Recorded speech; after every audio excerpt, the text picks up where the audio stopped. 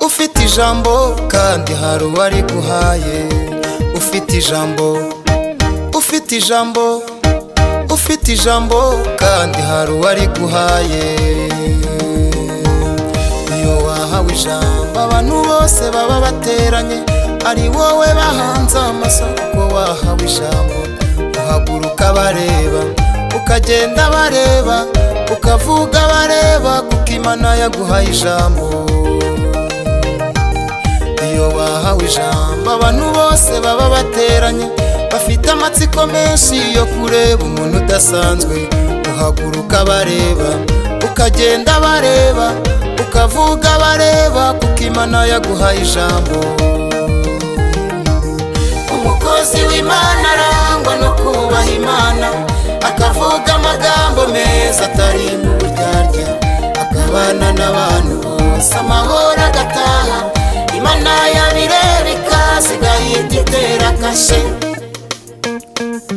ibisubizo bikaza kubera gusenga Imana ivuga.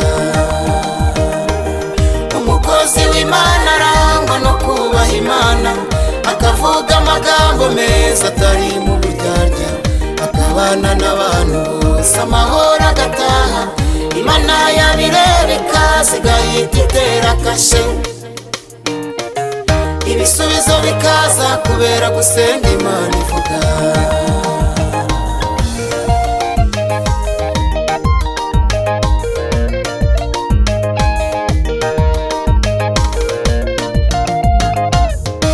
Narakizwa neza nabonaga bavuga Imana, nkabagira abasazi nkabona na bwenge bafite.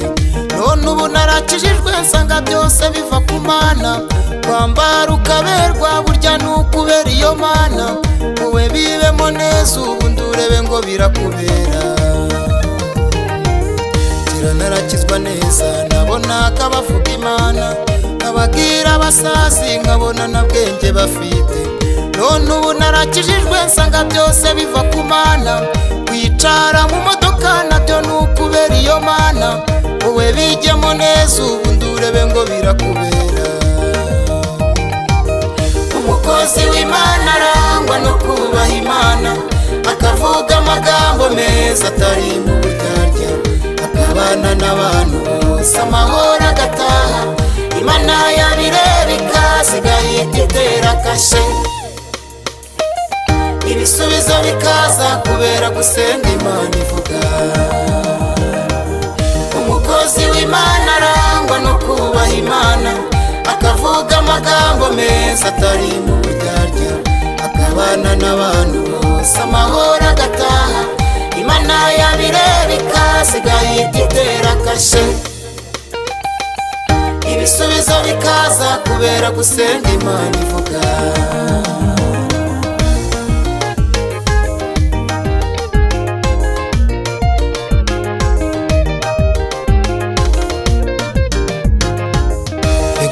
Ari byiza kwicarana n'uwagukunze, agahindura amaso ibyishimo bikamurenga, agafata umwitera akaguhanagura amarira, kubera kugukunda akagutegurira uzaba.